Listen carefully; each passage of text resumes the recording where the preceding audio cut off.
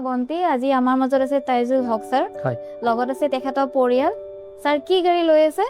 blazer Alex Brezza এলেন তো আমাৰ বিমলৰ ফালৰ পৰা লগতে গোটেই ফেমিলিটোৰ পৰা লগতে মোৰ ফালৰ পৰা বহুত বহুত শুভেচ্ছা জনাইছো তো আপোনাৰ গাড়ীখন যে ল'লে হয় তো গাড়ীখন বুকিং কৰা দিনৰ পৰা আজি ডেলিভাৰী লোৱালৈকে আপোনাৰ মানে কেনেকুৱা অনুভৱ কেনেকুৱা পাইছে আমাৰ একদম অতি সুন্দৰ এক্সিলেণ্ট বহুত ভাল পাইছে দেখি ধন্যবাদ ছাৰ